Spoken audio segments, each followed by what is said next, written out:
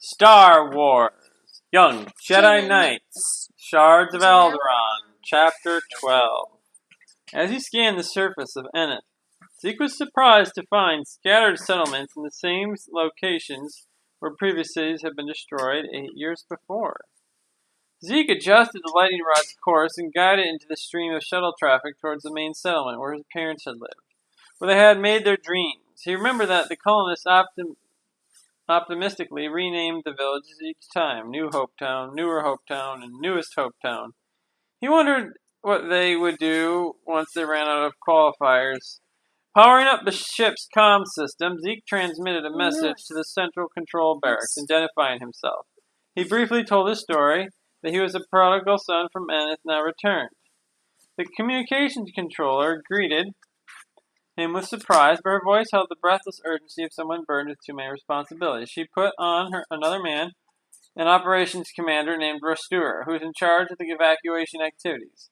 Zeke thought he remembered the man during the previous disaster. A brave young soldier named Rastur had been decorated for his heroic feats. He had apparently risen in importance, and now the primary responsibility for preserving the persistent colonists of Eneth. As he brought the lightning rod down into the belt of storm clouds, Zeke hoped the ship wouldn't prove to be aptly named. He passed through the knotted black thunderheads, rolling weather system churned up by the oncoming moon's tidal chaos. Below, the landscape of Eneth lay black and jumbled. Hardened lava rocks stood out in cracked scabs. The broken outcroppings looked fresh and solid, laid down in the eruption of only 8 years ago. Zeke saw green patches in the hardened rocky landscape and small jewels of farmland fertilized and tilled. To his astonishment, workers still frantically combed the fields to finish one last harvest before they had to depart from their doomed world. Those food supplies would have to last the people on the refugee stations until the Eneth colonists could reestablish their settlements on a pristine landscape in another year.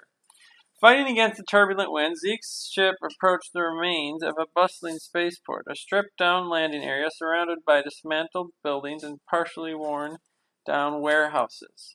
Zeke brought the lightning rod in, and several cargo ships, heavily loaded with people and supplies, lumbered into the air. Barely aerodynamic, the ships wobbled as they gained altitude.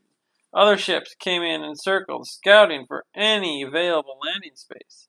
He secured the ship, opened the hatch, then bounded down the ramp, ready to help. Troops and rescue workers scurried about, volunteers, colonists, everyone doing their part. The air, smelling of smoke and sulfur, was heavy with humidity and ozone from the storm clouds overhead. In the city square, Zeke saw huge statues, colorful paintings along the sides of lava brick walls, vibrant artistic expressions everywhere he turned, all being left behind. Each masterwork of sculpture and illustration had been carved or painted in the past 8 years as an expression of thanksgiving by the colonists when they had rebuilt their demolished town. As he stood outside the lightning rod, a young woman rushed over to greet him. She was trim, in her early 20s, wearing a comfortable utility belt, her hair dark brown and cropped close to her head. Her eyes, a deep sepia, squinted with weariness and strain. "Are you Zeke?" she said, gesturing for him to accompany her back to the headquarters building. She began walking immediately without waiting for Zeke, as if she had no time at all for light conversation. She called over her shoulder, "Welcome to another Hopetown. I'm Shanann. I remember your parents from when I was 13 years old during my last evacuation." "You were just a boy then, 7? "Almost 9, Zeke corrected. "I think I remember you too. You're kind of bossy girl telling other kids what to do." She smiled. "Yes, and now I'm a bossy grown-up woman telling grown-ups what to do. I hope you've come here to help. We could certainly use an extra hand during the last stages of the evacuation." Zeke looked up in the darkening clouds. He saw crisscrossed lines of ship exhaust like white spiderwebs, highlighted by flashes of lightning. "I came home," he said, "but I've done a lot of things in my life, and now I've returned to Eneth. I'll gladly lend a hand." He hurried to keep up with Shanann's rapid steps. Around him he saw the foundations of sheared-off buildings and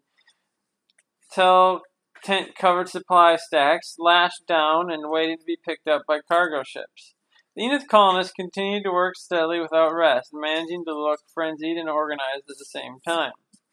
On the way to the main command center, they passed abandoned buildings. Some of the roofs had collapsed, broken windows, tremors and aftershocks had slammed through Ennis for the past year or so, yet the colonists had waited until the last minute to pack up. Partly through the force and partly through his own nerve endings, Zeke felt the ground trembling beneath his feet, as if he stood on a bomb just waiting to explode. The only structures still inhabited seemed to be small stone dwellings near the command center, probably the quarters for Shanann and Ross Stewart and the other evacuation workers who had vowed to stay until the bitter end, just as his own parents had tragically done 8 years before. The ground shook, suddenly, as if a squirming krayt dragon lay just under the surface. Zeke stumbled, but Shanann did not even pause in her step. The tremors ceased and left her only a few seconds. Shanann made no comment at all as she took him inside the command center. A lean, hard-looking man stepped up to them. His eyes were old beyond his years, the stressed lines etched in his face. He carried a deep sorrow within him. Ross Stewart, this is Zeke. Return to us after these many years. Shanann paused, seeing the dead look in Ross Stewart's face. What's wrong, my love? She slid her arms beneath him and held him tightly. I received word from our reconnaissance flyers, Ross Stewart said. The newest coast town has just been destroyed. Shanann gasped, then composed herself. What happened? A tidal wave, he said. Undersea seismic activities. We saw it coming, but we had only a few minutes' warning. The wave came with 1,000 meters high and wiped out the entire settlement. He drew in a deep breath and crossed his arms over his chest. Luckily, we had already stepped up evacuation and salvage procedures. We got 8% of the supplies to safety in orbit. Most of the settlers had also taken refuge, except 100 or so who remained behind for a last run. We also lost 2 supply ships. Zeke listened with growing horror, but didn't say anything. Shanann spoke up. Any chance for rescue operations? There were no survivors, Rester said firmly. Not even any flotsam and jetsam to salvage. His voice hitched before he brought it back under control. In fact, there's not even much of a coast left where the wave hit. Shanann hugged the man briefly. We know to expect casualties, Rester, she said. We have a year to mourn once we're off planet, waiting for the land to settle down again. For now, we've got work to do. Finally, a rescuer became aware of Zeke, his eyes lighting up with a glimmer of welcome. We're glad you're home, Zeke. Now more than ever. We could use your help. The people need you. For the next few days, Zeke worked harder than he ever had in his life, filling the lightning rod's cargo hold to capacity and flying up to the refugee stations in orbit. He got to know some of the supply runners as well as several other colonists. Many claimed to remember him as a child, others didn't, but welcomed him anyway. Despite the impending disaster and devastation, everyone on Enith seemed willing to pull together as a team for a common goal. Salvaging what they could from their homes and their lives, fleeing to safety before the ground quakes and volcanoes and tidal waves destroyed everything. Many people died in the rush. Some through carelessness, others through accidents. A few older colonists even dropped from sheer exhaustion, left behind to be buried by the violent upheaval of their adopted world. In the frantic command center, Ross Stewart never seemed to sleep, directing hundreds of shuttle flights, deciding which colonists had to go first, which colonists would be stationed on which refugee station. Shanann did her best to assist him, taking care of the people, listening to complaints and suggestions, somehow managing to hold it all together. One day later that week, lightning struck across the landscape like turbolaser bolts, blasting sand and lava rock. The winds picked up, making it difficult for the last cargo ships to take off safely. With his long hair tied in a ponytail to keep it out of the way, Zeke remained behind to dismantle the remaining computers from the command center, haphazardly picking them all into a few battered crates, then hauling all non-essential components away. Arster returned from his central post, his expression even grimmer than his usual perpetual frown. "We've just lost Heartland settlement to lava," he said. "A chain of volcanoes has ripped it to pieces and incinerated the remaining structures. Luckily, the last flights have already taken off. No casualties, minimal loss of equipment." The other workers in the command center set up a ragged cheer. "We're all finished here at another Hope Town, Restore," Shanann said. All that remains is to pack up our own quarters and possessions." "All right, I'm glad we left that until last. Everything else is taken care of, so I'll be able to sleep better at night," he said. "Once we get off the surface and up into the refugee stations." Shannon stepped in the doorway of the command center. Zeke followed her, ready to offer help, though his legs and arms were ready to fall off. Utterly exhausted, he had felt exhilarated by how much they had been able to accomplish despite seemingly impossible odds. Though they had suffered casualties, Eneth had been successfully evacuated. Then the groundquake struck. Not just a tremor like those he had experienced hundreds of times in the last few days. The seismic shock felt like the Super Star Destroyer had crashed down on the planet, slamming into the world's crust like a giant mallet. The remaining computer stands outside the command center fell over. Other buildings surrounding the near-deserted square swayed and rocked. One of the tall statues toppled and smashed on the cobblestones. While Zeke held the doorframe and fought for balance, Shannon sprinted across the open square. Bobbing and weaving, she headed directly towards the low stone structures that served as living quarters for the evacuation personnel. Shannon, no! Zeke cried. He whirled to look at his rescuer. Where is she going? To her home, to rescue some things she needs. Zeke raced after her, feeling a powerful dread grow within him. He wondered if it was just imagination or an echo of premonition through the Force. He had been avoiding using his Jedi power since the Shadow Academy's defeat, afraid he would be too tempted to make use of the dark side again. But now he sensed the athletic, dark-haired woman was in grave danger. As she dashed inside the shaking building, Zeke ran toward her. His legs wobbled and jerked as the ground boomed beneath him like a vibrodrum. Ruster stood at the command center door, his face ash-gray as the volcanic dust that filled the skies.